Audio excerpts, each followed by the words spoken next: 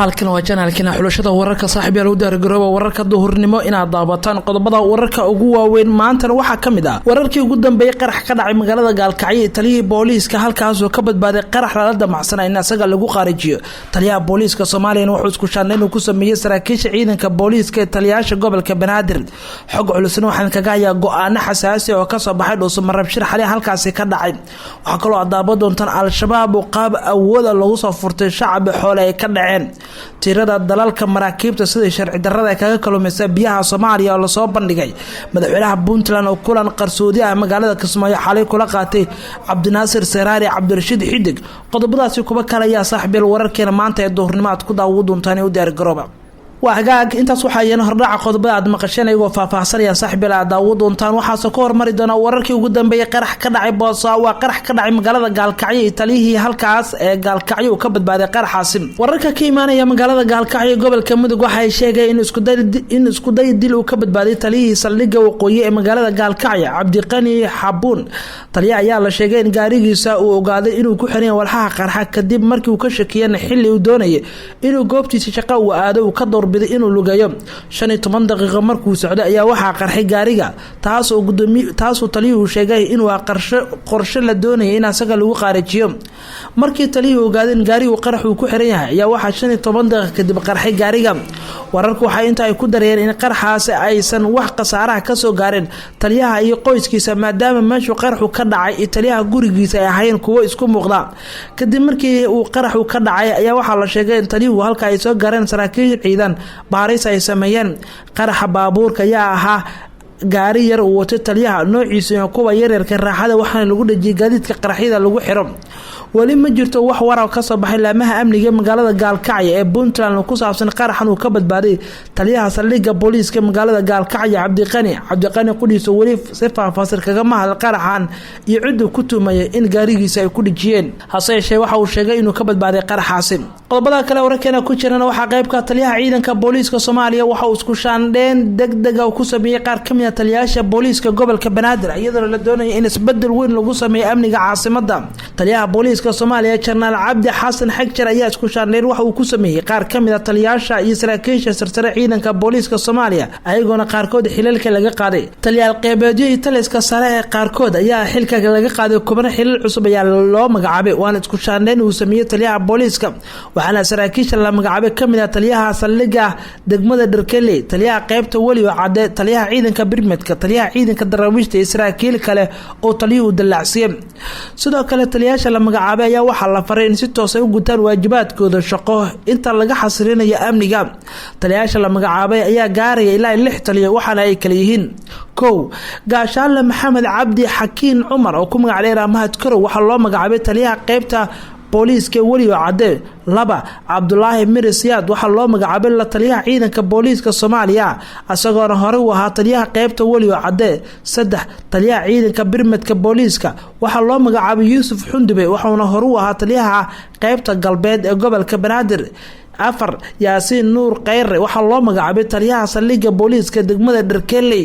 gaashaale sare Cabdullaahi Mirisiyaad waxa loo magacaabay taliyaha daraawiishta ee booliiska halka Aadan Xirsina loo magacaabay taliyaha socdaalka ciidanka booliiska waana 6 taliye ee taliyaha booliiska u magacaabay xilalka sare dhamaan ayaa ah kuwa qaarkood xilal hore ka soo qabtay ciidanka booliiska iyo kuwa ku cusub marka loo eego shaqada booliiska waxaase la ogeen sida ay u guuleysan doonaan hawshan loo magacaabay Kismaayo xaggeeda hadii aan eegnay wararkii ugu dambeeyay magaaladaasi maanta waxa magaalada ka soo amabaxay xubno kamid ah dadkii ka qayb galay xafladda caleem saarka waxa kamid ah xubnihii magaalada ka soo amabaxay madaxweynaha Soomaaliya waa madaxweynihii hore Soomaaliya Xasan Sheekh iyo xubno kamid ah xildhibaanada labada gole ee baarlamaanka Soomaaliya kuwaas oo soo gaaray magaalada Muqdisho waliba magaalada Kismaayo waxa ku sugan xubno badan oo mas'uuliyiin kuwaas oo ka qayb galay xafladda caleem saarka waxaana kamid ah madaxweynaha Puntland madaxweynihii hore Soomaaliya Shariif Sheekh Axmed oo asna la filayay in waa caawa in magaalada ku qabto kulamo dood ah dadka Kismaayo su'aalaha ku weydiin doonaan waxa sidoo kale halkaas ku haray Cabdiraxmaan Cabdishakuur siyaasi kale dhinaca kale magaalada Kismaayo waxa kulan xasaasi ah ku wada qaatay madaxweynaha Puntland iyo waliba Cabdinaasir Seraari Cabdirashiid Xidig oo labada shakhsi ee sida weyn kaga soo horjeeda madaxweynaha Jubbaland Axmed Maxamed Islaam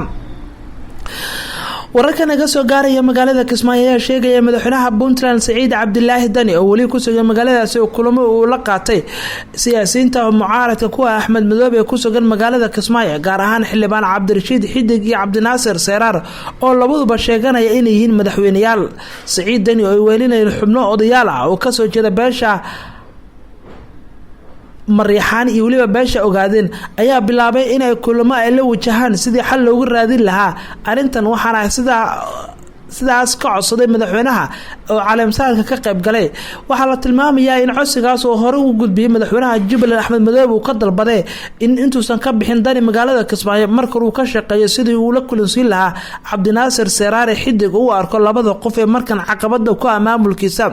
kulamada Xidig iyo Seeraar ka hor waxa uu Dani la kulmay odayaasha dhaqanka ee beesha Mariixaan kuwaas oo kala hadlay arrimaha ka soconaya Jubbooyinka gaar ahaan arinta la xiriirta dib u doorashada Axmed Madoobe asagoo wadiye aragtida siyaasadeed ee waxay la tahay. xogtan helin waxay sheegay in madaxweynaha Puntland maalmaha soo socda uu sii joogi doono magaalada Kismaayo asagoo xoog saari doono sidii ugu dambeyn uu heshiisiin lahaa heshiisiisna u dhaxdhigi lahaa dhinacyada ku sugan magaalada. haddii uu ku guuleysto arintan waxa uu wajahayaa wada hadalsiinta dhinacyada iska soo horjeeda gaar ahaan mucaaradka Axmed Madoobe iyo waliba madaxweynaha dib loo doortay. haddii taas ay dhacdana waxay noqonaysaa guul kale oo siyaasadeed uu gaaray hogaamiyaha dib loo doortay Axmed Maxamed Islaam Axmed Madoobe. talaabadaas oo ka dhigan in Dani uu ku guuleystay dhammaan xubnaha halka Kismaayo ku sugan inuu isku keeno. Axmed Madoobe ayaa dadaal badan ku bixinaya sidii wax kasta ugu qancin lahaa saaxiibadiisa siyaasadda ay ku kala tageen ee hore saaxiibo u ahaayeen. waxaana la sheegay in dadaal badan uu ku bixinayo qancinta saaxiibadiisa hore. Cabdinaasir Seeraar hore wuxuu ahaa afayeenka Axmed Madoobe sidaas si la mid ahna Cabdirashiid Xidig wuxuu ahaa mudane ka tirsan baarlamaanka saaxiibna u lahaa Axmed Madoobe laakiin waxa ay ku kala tageen aragtida ra'yiga doorashadii ugu dambeysay halka ka dhacday Kismaayo. Xidig waa mid kamid ah mudanaasha baarlamaanka Soomaaliya sida weyn u taageersanaa Axmed Madoobe maalmihii Xasan Sheekh dagaalada ama khilaafka kala dhaxeeyay xilligii hore 4 sano ka hor laakiin ugu dambeyn waxa la sheegay in hadda siyaasadda ay ku kala tageen taasoo keenaysa in marka laga wada shaqeeyo sidii Xidig iyo waliba Cabdinaasir Seeraar ay markale ula midoobi lahaayeen saaxiibkooda dhanka siyaasadda Axmed Maxamed Islaam Axmed Madoobe. أنا أقول ابن قضبة كلا وركينا كهرنا صاحب الشباب سي أود يا لوجو صفرت حوله يدعين يقول بدك على كنا قبل كبقول أيان إيجي دناه sidoo kale waxay noo soo socdaa tirada dalalka maraakiibta sida sharci darrada kaga kalluumaysta biyaha Soomaaliya ayaa ina la soo bandhigay warbixinadaas oo dhan ayaan dul istaagi doonaa aan ku hormaraysa shabaab. al-shabaab waxaa la sheegay in qaab awood ay u dhaceen xoolo ay dad shacab lahayn ugu dambeysay saraakiisha military waxay sheegay inay ku guuleysteen in xoolaha ay soo furaan. taliyaha ciidanka militariga gobolka Sogada waxa uu faahfaahin ka bixiyay howlgal ciidanku ay ka sameeyeen. taliyaha ururka 49aad qaybta 43aad ee militariga Soomaaliya Dhamay Maxamed Cali Cabdilaahi waxa uu sheegay in howlgal ay ka sameeyeen deegaan 40 kilomitir u jira degmada Baardheere ee dagaalyahano ka tirsan al-shabaab ay ku qaarijeen sidoo kalena hub iyo xoolo ay dhaceenna ciidanku ay gacanta ku soo dhigeen. howlgalka waxa uu ahaa mid qorsheysan waxaan ku dilnay rag kamid ah dagaalyahanada al-shabaab waxaan soo celinay xoolo geel iyo ari ah oo ay shacabka ka dhaceen ayuu yiri taliyaha. taliye Maxamed waxa uu sheegay in si wadi doonana howlgallada ay la bacsanay oo howlgallada ku bacsanay ururka al-shabaab inta dalka dhan laga saarayo sida uu hadalka u dhigay. dhanka kale xarakada al-shabaab bali ma jirto wax war ka soo baxay dagaaladii ugu dambeeyay gada ka dhacay waliba howlgalka ciidanka dawladdu halka ay ka sameeyeen. dhanka kalena wararkii ugu dambeeyay gobolka Bakool hadii aan eegno xudur halkaas waxa ka dhacay dagaalo maalintii labaad waxaan halka ku dagaalamaya ciidamada cad oo wadaadka dawladda u xiran Muqtaar Roobo Cali Abu Mansuur iyo waliba ciidanka dawladda federaalka oo isku dhinaca ururka al-shabaab. waxaa la sheegay in xalay goor dambe ururka al-shabaab weerar dhowr jiha ay ku soo qaadeen saldhig ciidanka ay ku leeyihiin deegaan dhowr kilomitir jira deegaanka Abal ee xudur hoostaga. waxaa la sheegay in dagaalku ilaa xalay saakid uu soo gaaray ugu dambeysay saraakiisha military waxa ay sheegeen inay ku guuleysteen in al-shabaab ay dib u celiyaan ayna ka saaraan meelihii weerarka ay ku soo qaadeen. warbixinta ugu dambeysana tirada dalalka maraakiibta sida sharci darrada kaga kalluumaysta biyaha Soomaaliya ayaa la soo bandhigay. wasiirka kalluumaysiga ee qiraadka badda ee Puntland mudane Cabdilaahi waa Faarax Caawish Baalchaaje waxa uu warbaahinta uu la hadlay magaalada Boosaaso waxa uu soo bandhigay tirada ay magacyada maraakiibta sida sharci darrada ay kaga kalluumaysta xeebaha Puntland. wasiirka ayaa sheegay in maraakiibtan ay si dhuumaaleysi ah kaga jilaafin jireen xeebaha Puntland, asagoo sheegay in howlahooda sida sharci darrada ah ay marka Puntland ay kasoo horjeestay maxkamadda ay la tiigsan doonto.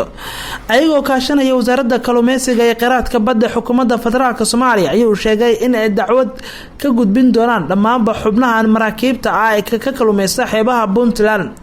maraakiibtan markii ay soo galayeen xeebaha dalka waxa ay damiyaan dhammaanba leerarka si aan loo ogaan, balse waxaan helnay xogta markab kasta oo soo gala xeebaha dalkeena, laakiin waxaan haynaa cadeemo kala dheeraada. waxa uu saqiray wasiir Cawash, ma hayno ciidamo awood leh oo ka hortaga maraakiibtaasi, waxaase soconaysa oo aan diyaarin doonaa ciidan difaaca badeena, ayuu yiri wasiir Cawash oo la hadlay warbaahinta. wasiirka uu sii hadlay ayaa soo bandhigay magacyada maraakiibtan iyo waliba wadamada laga kala leeyahay ee sida sharciga ah oo sida sharci darrada kaga kalluumaysta xeebaha dalka, gaar ahaan gobolka Bari iyo waliba deegaanada kale ee Puntland. waa cadeymo mar walba aan soo bandhigi karno oo ku saabsan xeebaha